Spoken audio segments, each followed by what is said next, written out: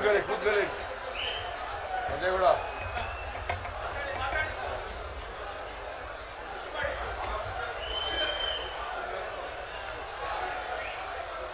ಆತ್ಮೀಯ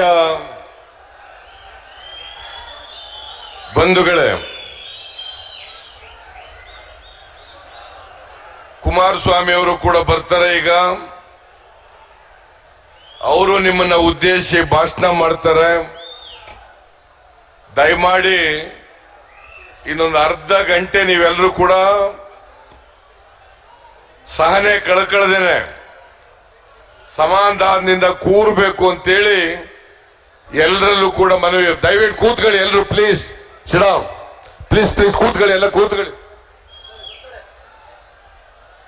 ವೇದಿಕೆ ಮೇಲಿರ್ತಕ್ಕಂಥ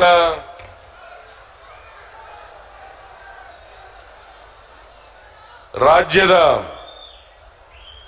ಜಲಸಂಪನ್ಮೂಲ ಸಚಿವರಾದಂಥ ಡಿ.ಕೆ. ಶಿವಕುಮಾರ್ ಅವರ, ಶಾಸಕರುಗಳಾದಂಥ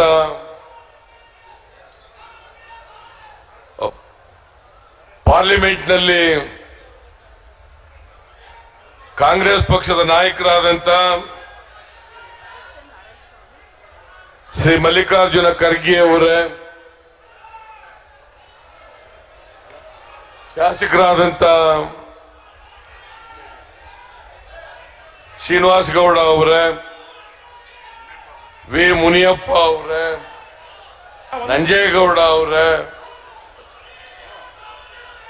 ರಾಜ್ಯಸಭೆಯ ಸದಸ್ಯರಾದಂಥ ಶ್ರೀ ರಾಜೀವ್ ಗೌಡ ಅವರ, ಶ್ರೀ ಹನುಮಂತಪ್ಪನವರ,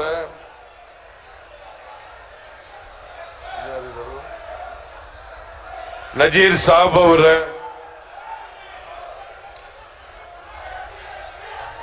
ಕೋಲಾರ ಏನ್ ಗಲಾಟೆ ಮಾಡ್ತಾರೆ, ದಯವಿಟ್ಟು ಅಲ್ಲಿ ಯಾರು ಗಲಾಟೆ ಮಾಡ್ತಾ ಇರೋದು ಕೂತ್ಕೋಬೇಕು.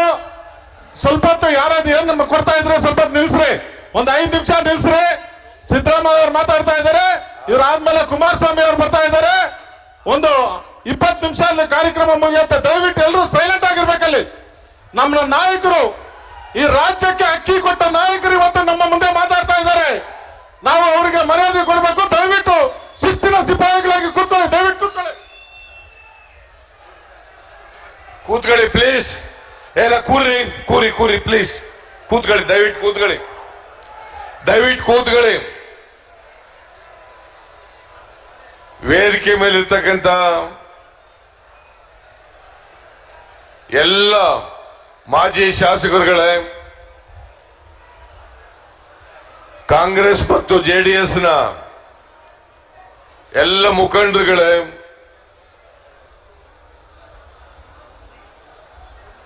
ಇಲ್ಲಿ ಆಗಮಿಸಿರ್ತಕ್ಕಂಥ ಎಲ್ಲ ಆತ್ಮೀಯ ಕಾಂಗ್ರೆಸ್ ಮತ್ತು ಜೆಡಿಎಸ್ನ ಎಲ್ಲ ಕಾರ್ಯಕರ್ತ ಬಂಧುಗಳೇ, ತಾಯಂದಿರೇ,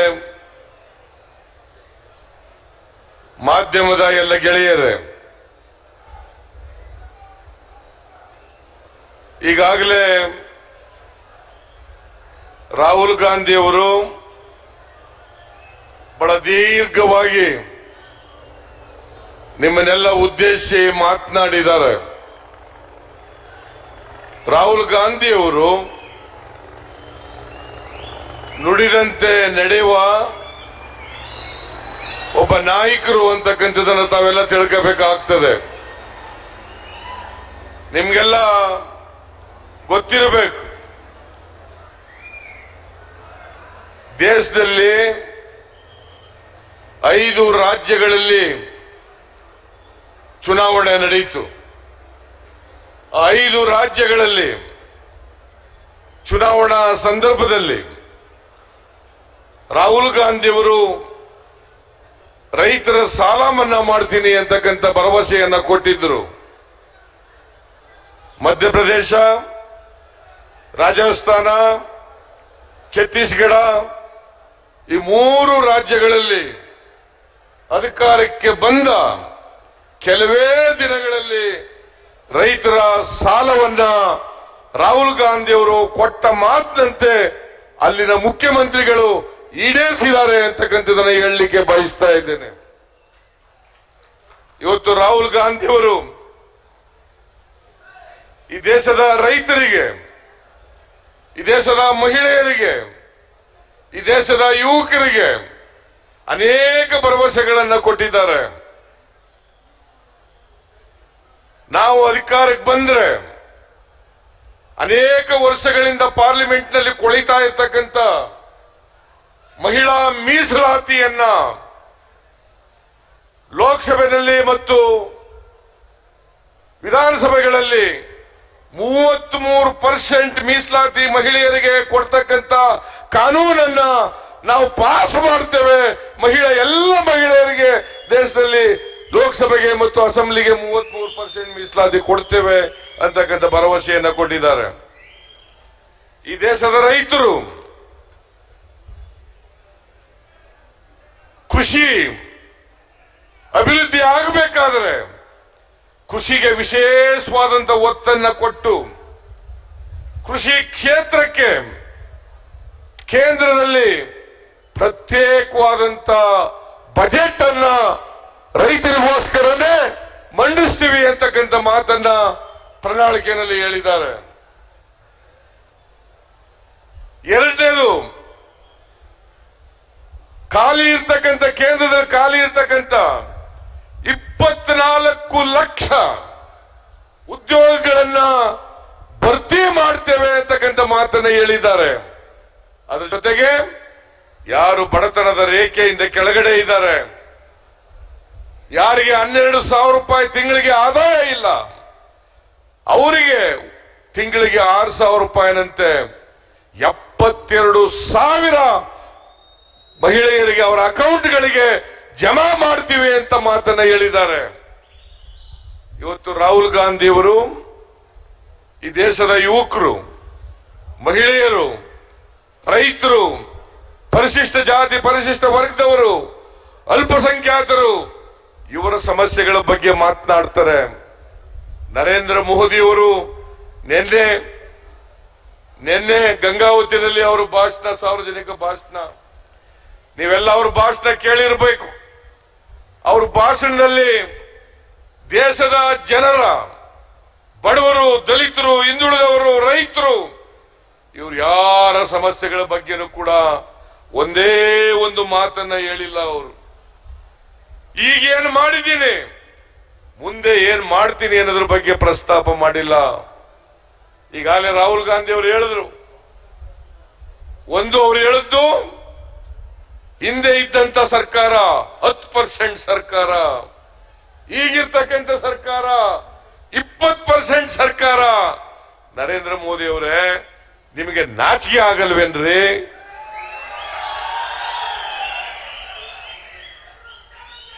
ನೀವು ಮುಖ್ಯಮಂತ್ರಿ ಆಗಿರುವಾಗಲೇನೆ ನೀವು ಚೌಕಿದಾರ್ ಅಂತ ಹೇಳ್ಕೊಂಡು ದೇಶದ ಉದ್ದಗಲಕ್ಕೆ ಓಡಾಡ್ತಕ್ಕಂಥ ಸಂದರ್ಭದಲ್ಲೇ ನೀರವ್ ಮೋದಿ, ವಿಜಯ ಮಲ್ಯ, ಲಲಿತ್ ಮೋದಿ ಇವರೆಲ್ಲರೂ ಕೂಡ ಬ್ಯಾಂಕಿನ ಕೋಟ್ಯಾಂತರ ರೂಪಾಯಿಯನ್ನ ಲೂಟಿ ಹೊಡೆದು ವಿದೇಶಕ್ಕೆ ಹಾರಿ ಹೋದ್ರು. ನಿಮ್ಮ ಕಣ್ಣೆದುರಿಗೆ ಹೋದ್ರು. ವಿಜಯ ಮಲ್ಯ ಒಂದು ಸ್ಟೇಟ್ಮೆಂಟ್ ಅನ್ನ ಕೊಟ್ಟರು. ನಾನು ವಿದೇಶಕ್ಕೆ ಹೋಗಕ್ಕಿಂತ ಮುಂಚಿತವಾಗಿ, ಲಂಡನ್ಗೆ ಹೋಗೋದಕ್ಕಿಂತ ಮುಂಚಿತವಾಗಿ ಅರುಣ್ ಜೈಟ್ಲಿ ಅವರಿಗೆ ಹೇಳ್ಬಿಟ್ಟೇ ಹೋದೆ, ಅವರು ತಿಳಿಸ್ಬಿಟ್ಟೇ ಹೋದೆ. ನರೇಂದ್ರ ಮೋದಿ ಅವರೇ, ನಿಮಗೆ ಗೊತ್ತಿತ್ತಲ್ಲ ಅವರು ಹೋಗೋದು. ಅವರನ್ನ ತಡೀತಕ್ಕಂಥ ಕೆಲಸವನ್ನ ಯಾಕೆ ಮಾಡಲಿಲ್ಲ? ಇವತ್ತು ಅಂಬಾನಿ, ಅದಾನಿ, BSN ನಲ್ಲಿ 54,000 ಉದ್ಯೋಗಿಗಳಿದ್ದಾರೆ. ಆ 54,000 ಉದ್ಯೋಗಿಗಳನ್ನ ಮನೆಗೆ ಕಳಿಸಿ ಅದಾನಿಯವರ ಜಿಯೋ ಅದಾನಿಯವರ ಜಿಯೋ ಅದಕ್ಕೆ ಬೆಂಬಲವನ್ನ ಕೊಡ್ತಾ ಇದ್ದೀರಿ. ಇವತ್ತು ಒಂದ್ ಕಡೆ ಉದ್ಯೋಗ ಕಳ್ಕೊತಾ ಇದ್ದೀರಿ. ಬೆಂಗಳೂರಲ್ಲಿರ್ತಕ್ಕಂಥ ITI ಅದನ್ನ ಮುಚ್ಚಲಿಕ್ಕೆ ಹೋಗಿದ್ದೀರಿ. ಉದ್ಯೋಗ ಯಾರಿಗೂ ಕೊಡ್ಲಿಲ್ಲ. ಯುವಕರಿಗೆ ತಿರುಪ್ತಿ ತಿಮ್ಮಪ್ಪನ ನಾಮ ಹಾಕಿದ್ರಿ. ವರ್ಷಕ್ಕೆ 2 ಕೋಟಿ ಉದ್ಯೋಗ ಕೊಡ್ತೀನಿ ಅಂತ ಹೇಳಿ 5 ವರ್ಷಗಳಲ್ಲಿ 10 ಕೋಟಿ ಉದ್ಯೋಗ. ನಾನು ಕೇಳ್ತೇನೆ, ಆ ಯುವಕರಿಗೆ ಇಷ್ಟೆಲ್ಲ ಟೋಪಿ ಹಾಕಿದ ಮೇಲೂ ಕೂಡ ನೀವು ಮೋದಿ ಮೋದಿ ಮೋದಿ ಅಂತಿರಲ್ಲ. ಒಮ್ಮೆ ಆಲೋಚನೆ ಮಾಡಿ ಮೋದಿ ಮೋದಿ ಮೋದಿ ಅನ್ನೋದಕ್ಕಿಂತ ಮುಂಚಿತವಾಗಿ ನಿಮಗೆ ಈ ನರೇಂದ್ರ ಮೋದಿ ಟೋಪಿ ಹಾಕಿದಾರಲ್ಲ, ಮಕ್ಬಲ್ ಟೋಪಿ ಹಾಕಿದಾರಲ್ಲ, ಇದ್ರ ಬಗ್ಗೆ ಆಲೋಚನೆಯನ್ನ ಮಾಡಿ.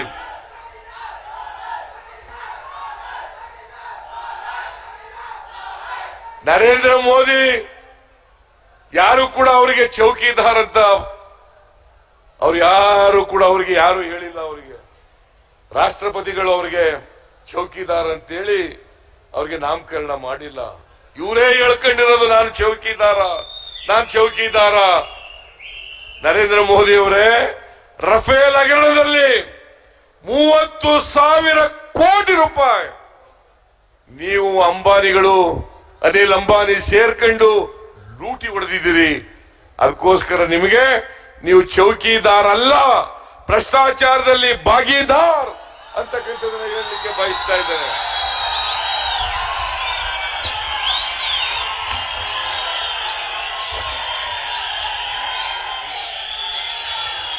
ನೀರು ಕುಡಿದ್ರೆ ಗಂಟ್ಲಿಂದ ಸ್ವಲ್ಪ ಕೆಟ್ಟೋಗುತ್ತೆ, ಬಿಸಿನೀರು ಕುಡಿಬೇಕು.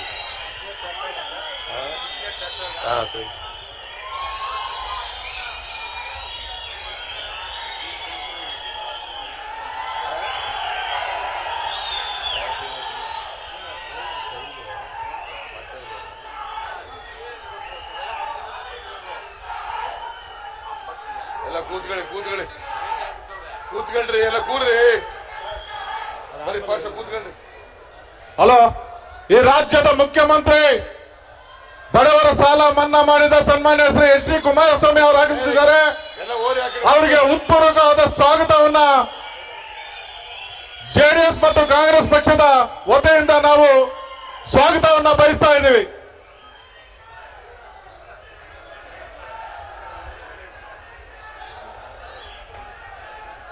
ದಯವಿಟ್ಟೆಲ್ಲ ಕುತ್ಕೋಬೇಕು, ವೇದಿಕೆ ಮೇಲೆ ಎಲ್ಲ ದಯವಿಟ್ಟು ಕುತ್ಕೊಳ್ಳಿ. ಇವಾಗ ಮಾಜಿ ಮುಖ್ಯಮಂತ್ರಿಗಳು ಮಾತಾಡ್ತಾ ಇದ್ದಾರೆ. ಮಲೇಶನ ಒಂದ್ 2 ನಿಮಿಷ ಕೂತ್ಕೊಳ್ರಿ ಎಲ್ಲ. Karthik please sit down. ಒಂದ್ 2 ನಿಮಿಷ ಕೂತ್ಕೊಳ್ರಿ ಎಲ್ಲ, ದಯವಿಟ್ಟು ಬನ್ರಿ ಎಲ್ಲ. ಸ್ವಾಗತ ಮಾಡಪ್ಪ, ಮಾಡ್ದವನ ಬಿಡುವಾಗ. ಈ ನರೇಂದ್ರ ಮೋದಿ ಅವರು ಇವತ್ತು ಇಡೀ ದೇಶದಲ್ಲಿ ಚೋರ್ ಹೈ ಅಂತೇಳಿ ಎಲ್ಲ ಪ್ರಾರಂಭ ಮಾಡಿದ್ದಾರೆ. ನಾನೇನು ಹೇಳಕ್ ಹೋಗಲ್ಲ ಹಂಗೆ. ನರೇಂದ್ರ ಮೋದಿ ಅವರು ಈ ದೇಶದಲ್ಲಿ ಭ್ರಷ್ಟಾಚಾರ ಮಾಡಿರ್ತಕ್ಕಂಥ ಎಲ್ಲ ದೊಡ್ಡ ಕುಳುಗಳೇನಿದ್ದಾರೆ ಅವ್ರ ಜೊತೆನಲ್ಲಿ ಭಾಗಿದಾರರಾಗಿದ್ದಾರೆ, ಭ್ರಷ್ಟಾಚಾರದಲ್ಲಿ ಪಾಲ್ದಾರರಾಗಿದ್ದಾರೆ ಅಂತಕ್ಕಂಥ ಮಾತನ್ನ ಅವ್ರಿಗೆ ಹೇಳಲಿಕ್ಕೆ ಬಯಸ್ತಾ ಇದ್ದೇನೆ. ಈಗ ಎಲ್ಲರೂ ಕೂಡ ಫ್ಯಾಷನ್ ಆಗ್ಬಿಟ್ಟಿದೆ. ಈಗ ಚೌಕಿದಾರ್ ಯಡಿಯೂರಪ್ಪನೂ ಚೌಕಿದಾರ್, ಕಟ್ಟಾ ಸುಬ್ರಹ್ಮಣ್ಯನೂ ಚೌಕಿದಾರ್, ಜನಾರ್ದನ್ ರೆಡ್ಡಿನೂ ಚೌಕಿದಾರ್, ಜಗದೀಶ್ ಶೆಟ್ಟರ್ ಚೌಕಿದಾರ್, ಅಶೋಕ ಚೌಕಿದಾರ್, ಈಶ್ವರಪ್ಪ ಚೌಕಿದಾರ್. ಯಡಿಯೂರಪ್ಪ ಜೈಲ್ಗೆ ಹೋಗಿ ಬಂದವನು ಗಿರಾಕಿ, ಅವನು ಚೌಕಿದಾರ್. ಕಟ್ಟಾ ಸುಬ್ರಹ್ಮಣ್ಯ ಜೈಲ್ಗೆ ಹೋಗಿ ಬಂದವನು, ಅವನು ಚೌಕಿದಾರ್. ಜನಾರ್ದನ್ ರೆಡ್ಡಿ 3 ವರ್ಷ ಜೈಲ್ಗೆ ಹೋಗಿ ಬಂದ, ಅವನು ಚೌಕಿದಾರ್. ಈ ಚೌಕಿದಾರ್ಗಳಿಗೆ ವೋಟ್ ಕೊಡ್ಬೇಕಾ? ನಾವು ಅಧಿಕಾರದಲ್ಲಿದ್ದಾಗ 5 ವರ್ಷಗಳ ಕಾಲ ಮುಖ್ಯಮಂತ್ರಿಯಾಗಿ ನುಡಿದಂತೆ ನಡೆದಿದ್ದೇವೆ. ನಾವು ಕೊಟ್ಟಂತ ಎಲ್ಲ ಭರವಸೆಗಳನ್ನ ಇವತ್ತು ರಾಜ್ಯದಲ್ಲಿ ಈಡೇರಿಸಿದ್ದೇವೆ. 165 ಭರವಸೆಗಳಲ್ಲಿ 165 ಭರವಸೆಗಳನ್ನು ಕೂಡ ಈಡೇರಿಸಿದ್ದೇವೆ ಅಂತಕ್ಕಂಥದ್ದನ್ನ ಕೇಳಲಿಕ್ಕೆ ಬಯಸ್ತಾ ಇದ್ದೇನೆ. ಅನ್ನಭಾಗ್ಯ, ಕ್ಷೀರಭಾಗ್ಯ, ಕ್ಷೀರಧಾರೆ, ಕೃಷಿ ಭಾಗ್ಯ, ಸೌಭಾಗ್ಯ, ಶಾದಿ ಭಾಗ್ಯ, ಮೈತ್ರಿ, ಮನಸ್ವಿನಿ, ವಿದ್ಯಾಸಿರಿ, ಇಂದಿರಾ ಕ್ಯಾಂಟೀನ್, ಸಾಲ ಮನ್ನಾ ಮಾಡಿದದ್ದು, ಹೀಗೆ ಅನೇಕ ಕಾರ್ಯಕ್ರಮಗಳನ್ನು ಇವತ್ತು ನಾವು ಜಾರಿಗೆ ತಂದಿದ್ದೀವಿ. ನಾನು 50,000 ರೂಪಾಯಿವರೆಗೆ ಸೊಸೈಟಿಗಳ ಸಾಲ ರೈತರದ್ದು 8,165 ಕೋಟಿ ಮನ್ನಾ ಮಾಡಿದೆ. ಈಗ ಕುಮಾರಸ್ವಾಮಿ ಅವರು ಸಮ್ಮಿಶ್ರ ಸರ್ಕಾರದ ಮುಖ್ಯಮಂತ್ರಿ ಆಗಿ ನ್ಯಾಷನಲೈಸ್ ಬ್ಯಾಂಕ್ಗಳ ಸಾಲ 2 ಲಕ್ಷದವರೆಗೆ ಮತ್ತು ಸೊಸೈಟಿ ಸಾಲ 1 ಲಕ್ಷದವರೆಗೆ ಸುಮಾರು 45,000 ಕೋಟಿ ರೂಪಾಯಿಗಳನ್ನ ರೈತರ ಸಾಲ ಮನ್ನಾ ಮಾಡ್ತಾ ಇದ್ದಾರೆ. ನರೇಂದ್ರ ಮೋದಿ ಅವರಾಗ್ಲಿ ಯಡಿಯೂರಪ್ಪ ಆಗ್ಲಿ ₹1 ಸಾಲ ಮನ್ನಾ ಮಾಡಿದಾರೇನ್ರಿ? ಇದೇ ನರೇಂದ್ರ ಮೋದಿ ನಾನು ಸರ್ವಪಕ್ಷಗಳ ನಿಯೋಗ ಕರ್ಕೊಂಡು ಹೋದಾಗ ನರೇಂದ್ರ ಮೋದಿ ಹೇಳಿದ್ರು ಸಾಲ ಮನ್ನಾ ಮಾಡ್ಲಿಕ್ಕೆ ಸಾಧ್ಯ ಇಲ್ಲ, ನೀವು ರಾಜ್ಯಗಳೇ ಮಾಡ್ಕೋಬೇಕು ಅಂತ ಹೇಳಿದ್ರು.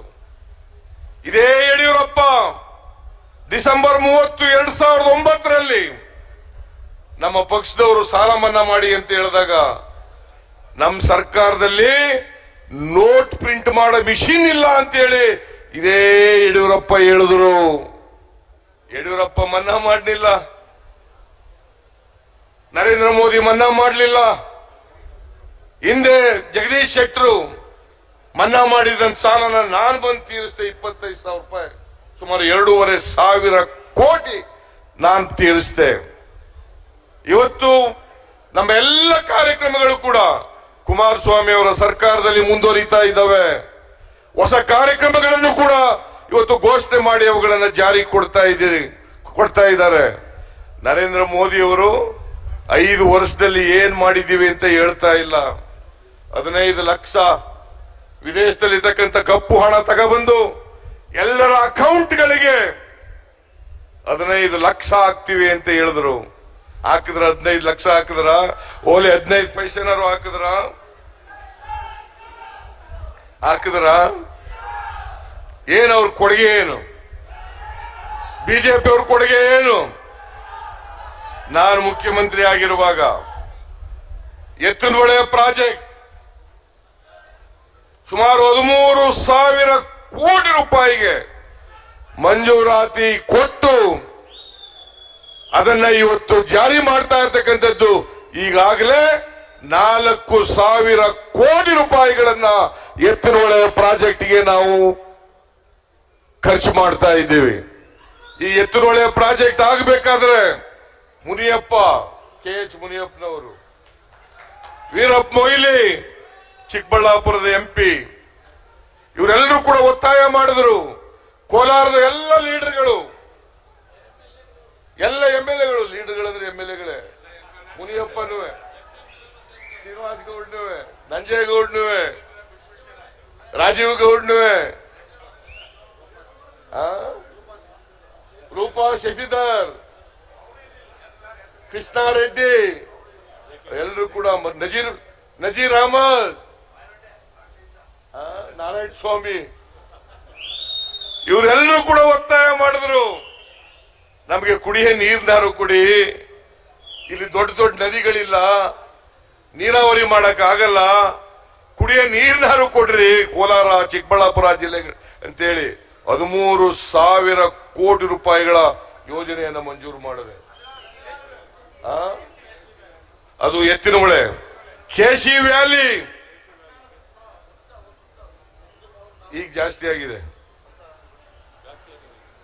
KC ವ್ಯಾಲಿ ಬೆಂಗಳೂರಿನ ತ್ಯಾಜ್ಯ ನೀರನ್ನ ಶುದ್ಧೀಕರಣ ಮಾಡಿ ಕೆರೆಗಳಿಗೆ ನೀರು ತುಂಬಿಸಬೇಕು. ಅಲ್ಲಿ HN ವ್ಯಾಲಿ ಚಿಕ್ಕಬಳ್ಳಾಪುರ ಭಾಗದಲ್ಲಿ, ಈ ಭಾಗದಲ್ಲಿ KC ವ್ಯಾಲಿ 2 ಯೋಜನೆಗಳಿಂದ 2,000 ಕೋಟಿ ರೂಪಾಯಿ. KH ಮುನಿಯಪ್ಪನವರು ಆಗ ಮಂತ್ರಿ ಆಗಿದ್ರು, ಒತ್ತಡ ಹಾಕಿದ್ರು. KH ಮುನಿಯಪ್ಪನವರು ಅವರು ಒತ್ತಡ ಹಾಕಿದ್ರು. ಈ ಕ್ಷೇತ್ರದ ಎಲ್ಲ ಶಾಸಕರುಗಳು ಕೂಡ, ಕೃಷ್ಣ ಬೈರೇಗೌಡ,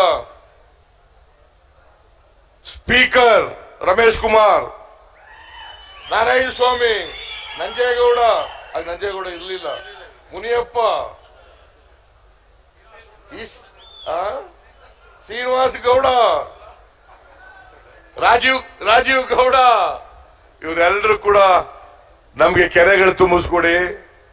ಇಲ್ಲಿ ಬೋರ್ವೆಲ್ಗೆ 1,500 ಅಡಿ ತೋಡ್ಬೇಕು. ನೀರು ಬರಬೇಕಾದ್ರೆ ಕೆರೆಗಳು ತುಂಬಿಸಿದ್ರೆ ಅಂತರ್ಜಲ ಮೇಲಕ್ಕೆ ಬರ್ತದೆ ಅಂತ ಹೇಳಿ ಒತ್ತಾಯ ಮಾಡಿದ ಮೇಲೆ ಆ 2 ಯೋಜನೆಗಳನ್ನ 2,000 ಕೋಟಿ ರೂಪಾಯಿಗಳಿಗೆ ಮಂಜೂರು ಮಾಡಿಕೊಟ್ಟೆ. ಇದು ನಮ್ಮ ಸರ್ಕಾರದ ಕೊಡುಗೆ, ಬಿಜೆಪಿಯವ್ರ ಕೊಡುಗೆ ಅಲ್ಲ, ನಮ್ಮ ಸರ್ಕಾರದ ಕೊಡುಗೆ. ಈಗ ಕುಮಾರಸ್ವಾಮಿ ಅವರ ಸರ್ಕಾರದಲ್ಲಿ ಈ ಯೋಜನೆಗಳು ಮುಂದುವರಿತಾ ಇದ್ದಾವೆ. ಯಾರೋ ತಿಳಿಗೇಡಿಗಳು ಅಪಪ್ರಚಾರ ಮಾಡ್ತಾ ಇದ್ರು. ಇದು ಈ ನೀರು ಕೇಶಿವಾಲಿ ನೀರು ಬಹಳ ವಿಷ ಇದೆ, ಅದರಲ್ಲಿ ಅದು ಬೇಡ ಅಂತೇಳಿ ಸುಪ್ರೀಂ ಕೋರ್ಟ್ಗೆ ಹೋಗಿ ಸ್ಟೇ ತಗೊಬಂದಿದ್ರು. ಅದೃಷ್ಟವಶಾತ್ ಇತ್ತೀಚೆಗೆ ಸ್ಟೇ ವೆಕೇಟ್ ಆಗಿದೆ. ನೀರು ಬಂದಾಯ್ತು. ನಿಮ್ ಕೆರೆಗಳಿಗೆ ನೀರು ಬೇಡವಾ? ಕುಡಿಯಕ್ ನೀರು ಬೇಡವಾ? ಅದಕ್ಕೋಸ್ಕರ ಕುಡಿಯ ನೀರಿಗೆ ಎತ್ತಿನ ಹೊಳೆ, ಕೆರೆಗಳಿಗೆ ಕೆಸಿ ವ್ಯಾಲಿ, HN ವ್ಯಾಲಿ, ಈ 2 ಪ್ರಾಜೆಕ್ಟ್ಗಳನ್ನ ನಾವು ಮಾಡಿಕೊಂಡಿದ್ದೀವಿ. ಇದನ್ನ ಗಮನದಲ್ಲಿ ಇಟ್ಕೋಬೇಕು. ಅದಕ್ಕೋಸ್ಕರ ಈ ಚುನಾವಣೆಯಲ್ಲಿ ಬಿಜೆಪಿಯವರು ಏನೇ ಹೇಳಲಿ, ಎಷ್ಟೇ ಸುಳ್ಳು ಭರವಸೆಗಳನ್ನು ಕೊಡ್ಲಿ, ನರೇಂದ್ರ ಮೋದಿ ಅವರು ಎಷ್ಟೇ ಸುಳ್ಳು ಭರವಸೆಗಳನ್ನು ಕೊಡ್ಲಿ, ಇವತ್ತು ಈ ಬಿಜೆಪಿ ಕೋಮುವಾದಿಯನ್ನ ಸೋಲಿಸಬೇಕು ಅಂತೇಳಿ ಕರ್ನಾಟಕದಲ್ಲಿ ನಾವು ಮತ್ತು ಜೆಡಿಎಸ್ನವರು ಮೈತ್ರಿ ಮಾಡಿಕೊಂಡು ಕರ್ನಾಟಕದಲ್ಲಿ 28 ಲೋಕಸಭಾ ಕ್ಷೇತ್ರಗಳಲ್ಲಿ 21 ಕ್ಷೇತ್ರಗಳಲ್ಲಿ ಕಾಂಗ್ರೆಸ್, 7 ಕ್ಷೇತ್ರಗಳಲ್ಲಿ ಜೆಡಿಎಸ್ ಅಭ್ಯರ್ಥಿಗಳನ್ನು ಹಾಕಿದ್ದಾರೆ.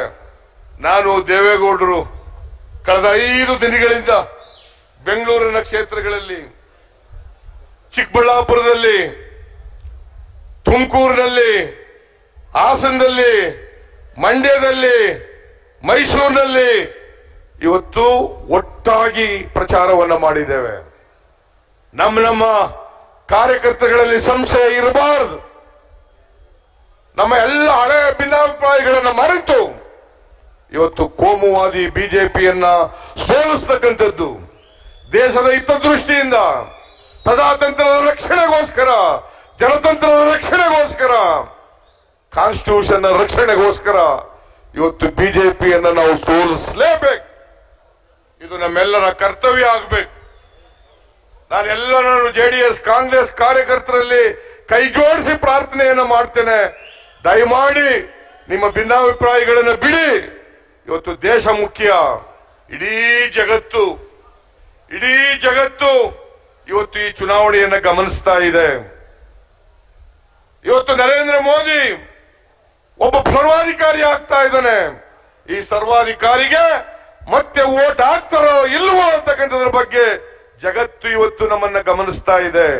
ಇವತ್ತು ಸಂವಿಧಾನ ಉಳಿಬೇಕು ಅಂತಂದ್ರೆ, ದೇಶದಲ್ಲಿ ಶಾಂತಿ ನೆಲೆಸಬೇಕು, ಬಿಜೆಪಿಯವರು ಮನೆಗೆ ಹೋಗ್ಬೇಕು ಅನ್ನೋದಾದ್ರೆ, ಪ್ರಜಾತಂತ್ರ ಉಳಿಬೇಕು ಅನ್ನೋದಾದ್ರೆ, ನಿಮ್ಗೆಲ್ಲ ಗೊತ್ತಿದೆ, ಅನಂತಕುಮಾರ್ ಹೆಗ್ಡೆ ಉತ್ತರ ಕನ್ನಡದಲ್ಲಿ MP, ಕೇಂದ್ರದಲ್ಲಿ ಮಂತ್ರಿ. ನನ್ನ ಪ್ರಕಾರ ಗ್ರಾಮ ಪಂಚಾಯಿತಿ ಮೆಂಬರ್ ಆಗಕ್ಕೂ ಕೂಡ ನಾಲಾಯಕವ. ಅವನು ಹೇಳ್ತಾನೆ,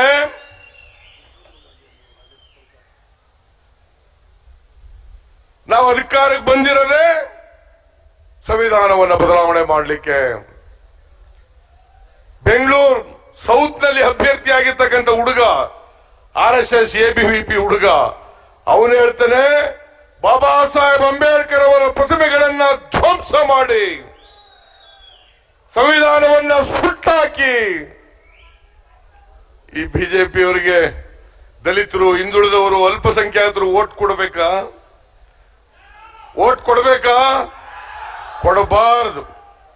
ಕೊಡಬಾರ್ದು.